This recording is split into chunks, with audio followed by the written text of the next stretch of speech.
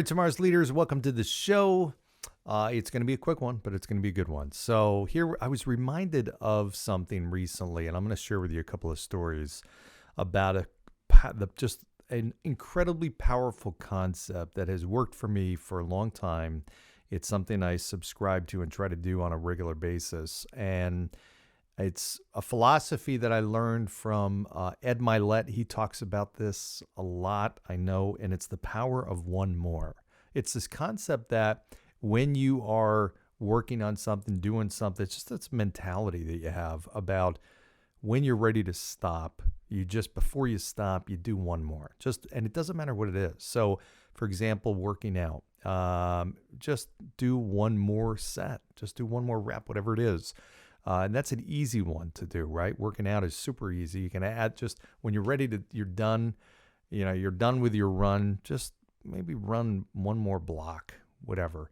When you're done with your abs and you've done, your 50 crunches, just throw in an extra one.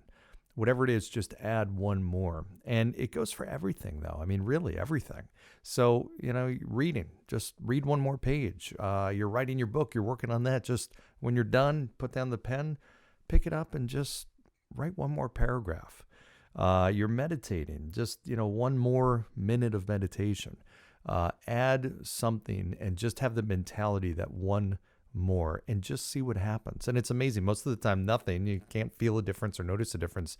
Every so often, you stumble into these unbelievable things. And I trace back pivotal moments in my career and my life. And there's many that I attribute to this. And I'll share a couple of stories. I mean, one was kind of a turning point in my career early in my business of being a financial advisor. And I remember making these calls. It was cold calling really off of a list. This was, back in the days when you did that. And I remember I've been dialing for hours, no success. I packed up my stuff, put my stuff away. And I'm like, you know what? Let me make a couple of more dials. Before I wrap up the night, let me just make a couple more dials. And this was back in the days, you dialed till like 9 o'clock at night. It was ridiculous. I mean, it was just crazy. And I remember just being exhausted. I'm like, you know what? I'm just going to do one more. I made one more call, and that next person picked up the phone. It was a great conversation. They set an appointment with me. And they ultimately became my biggest client that I had had to that point. And that began the turnaround, or one of the parts of the turnaround of my business. Like literally, it was that one more concept. And I thought back so many times to that. I'm like, had I not made that one more call and that client had not become a client, I don't know what would have happened. I really don't. But that one extra ended up starting the momentum, turning in an entirely different direction. The biggest story, and I don't think I've shared this. I was sharing it to an audience not long ago, and it was kind of a cool story that happened to me, and I look back at life and how things happen this way.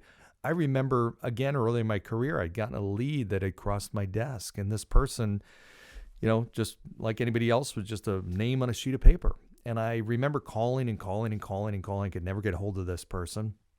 And I ended up finally getting a hold of him after many, many, many, many, many attempts. And he had requested some information from our company. So I was following up on that. So I finally get a hold of him, and we have a good conversation. He ultimately ends up setting an appointment. And that was the first meeting to talk about doing some work together and doing financial planning. And the appointment time came, and he no-showed. Just no cancellation, just didn't show. And sometimes, stuff happens. Well, I have a choice at that point. I can say, well, forget him. I'm on to the next person, which many people would have done, and justifiably so. I decided, you know what, let me just reach out and see if I can reschedule. I called him, left a message, called him again. I finally get a hold of him. He's super apologetic, just totally didn't mean to do that. We schedule another appointment. And this time the appointment comes around, it's shortly before he cancels. So at this time, it's now 2 attempts, and I'm debating, all right, do I keep going with this guy, or is this guy just wasting my time? And I think, again, justifiably, so many people would have just said, forget it. I had to set the appointment a third time before he ultimately came in. And when he came in, we did the appointment, we got to the end. Now, the model that I ran on was we had to offer financial planning. They were hiring us, deciding whether they're going to hire us at the end of that meeting. Literally, that first meeting, we were asking for a decision. It was a fee, a $500 planning fee or something. This was way back in the mid-'90s. And I remember getting to the end of the appointment. And, I was a 20-something-year-old kid. I mean, I was trained really exceptionally well. A lot of it was a script. It was hey, here's the agenda of the meeting. Here's the script. I mean, it was kind of crazy, but we were trained on exactly how to handle resistances when they got up. And at the end, you'd ask, you quote the fee, and does this make sense? And one of the resistances that was very, very common was, I want to think about it. So sure enough, we got to the end, and this individual said, I want to think about it. Now, I knew from experience that 95% of the time that if somebody left the office and wanting to think about it, that they weren't going to do it. And I knew that well enough. Now, I knew I could help this person. I knew, and deep down inside, knew I could make a dramatic difference in this person's long-term financial success by putting them through a financial planning process and giving them the right advice. And I was convinced of it. And I think he was too, but I think he was conditioned to say, I want to think about it. I ended up going through a couple of resistances. What do you want to think about, this and that?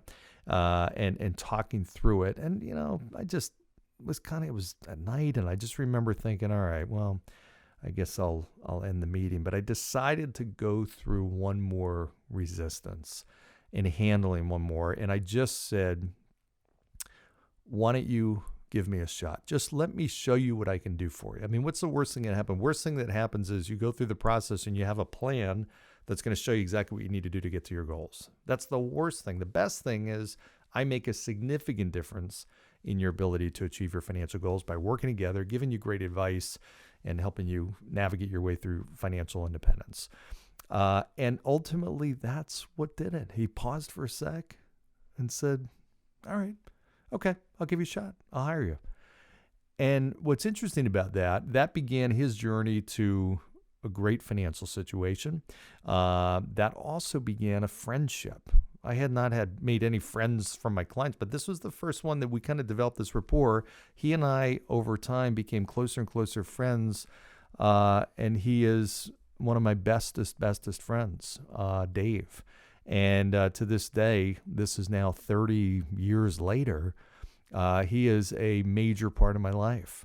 What's really cool about it, not only did I get an amazing close person in my life that's been influential to me, and just somebody who's just made a huge impact on my life, but he also introduced me to my wife at the time, way back when. And although that we ended up getting divorced, we had two amazing kids, Nick and Sky, that are now here because of that. Ultimately, if I think about that, I've got two unbelievable kids that would not be in existence had I not taken that philosophy at heart of one more.